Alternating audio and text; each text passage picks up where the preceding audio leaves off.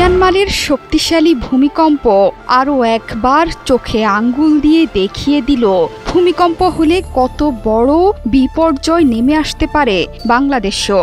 অপরিকল্পিতভাবে নির্মিত ঢাকার বাড়িঘর ৭ বা তার বেশি মাত্রার ভূমিকম্পে ধ্বংসস্তূপে পরিণত হতে সময় লাগবে মাত্র কয়েক মিনিট, যেন ঢাকার মাটির নিচে ঘুমিয়ে আছে কোনো ভয়ঙ্কর দৈত্য।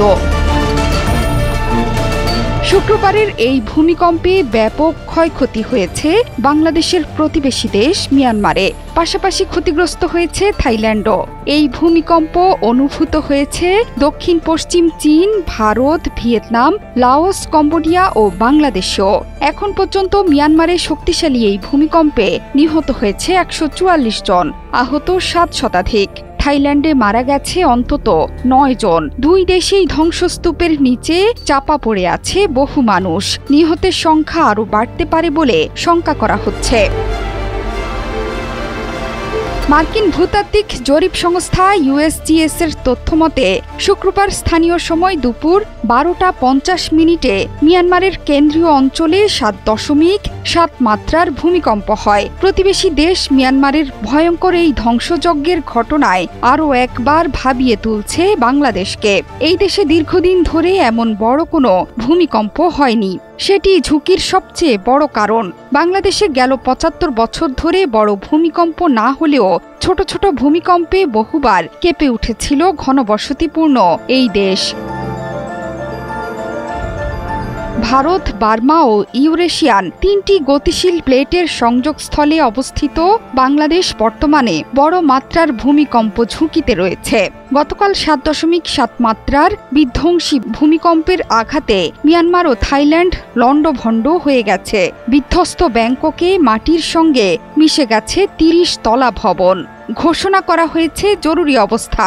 ভূতত্ত্ববিদরা বলছেন, এই ভূমিকম্প যদি বাংলাদেশমুখী প্লেটে ঘটত তাহলে এমন এক ভয়াবহ পরিস্থিতির উদ্ভব হতো যা অকল্পনীয়। বাংলাদেশ সহ ভারত ও মিয়ানমারের কিছু অংশ জুড়ে সুবিশাল চ্যুতি বা ফল্ট থাকায় একটি দেশে ভূমিকম্প হলে তার পাশের দেশে যে কোনো মুহূর্তে বড় ভূমিকম্প হতে পারে, এমন শঙ্কা থেকে যায়। ভূতত্ত্ববিদরা বলছেন, সিলেট থেকে কক্সবাজার পর্যন্ত ৮ মাত্রার বেশি ভূমিকম্প সৃষ্টি হওয়ার মতো শক্তি জমা হয়ে আছে। যে কোনো সময় সে শক্তি বের হয়ে আসতে পারে। এতে সিলেট ও চট্টগ্রাম ছাড়াও সবথেকে বড় বিপর্যয়ের মুখে পড়বে রাজধানী।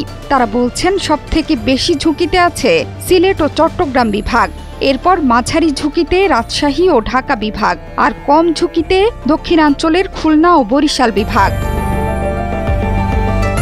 গত কয়েকশো বছরের ইতিহাসে এই অঞ্চলে বেশ কয়েকটি ভূমিকম্প হয়েছে, কিন্তু এর মধ্যে চট্টগ্রাম থেকে সিলেট পর্যন্ত গেল ৪০০ থেকে ১০০০ বছরে কোনো বড় ধরনের ভূমিকম্প না ঘটায় এসব স্থানে জমা হয়ে আছে বিপুল পরিমাণ শক্তি।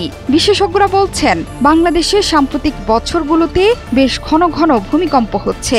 এসব ভূমিকম্পের মধ্যে মাঝারি থেকে বড় মাত্রার ভূমিকম্পও রয়েছে, যদিও এখন পর্যন্ত এসব ভূমিকম্পে বড় মাত্রার কোনো ক্ষয়ক্ষতি হয়নি। না হলেও দেশের চারদিকে ভয়াবহ ভূমিকম্প বলয় তৈরি হয়েছে। ভূমিকম্পের ঝুঁকিতে থাকা বাংলাদেশে আছে অসংখ্য ঝুঁকিপূর্ণ ভবন, তার পরিমাণও লাখের বেশি। এসব ভবনের নিচে চাপা পড়ে প্রাণহানির সংখ্যা লাখ লাখ হতে পারে। মার্কিন ভূতাত্ত্বিক জরিপ সংস্থা USGS এর তথ্যমতে বাংলাদেশ ভূমিকম্পের সক্রিয় এলাকায় অবস্থিত, আর দুর্যোগ সূচক বলছে বিশ্বব্যাপী ভূমিকম্পের জন্য সবচেয়ে ঝুঁকিপূর্ণ ২০টি শহরের মধ্যে আছে ঢাকা। জোহরা চৌধুরী সেতু, ৭১।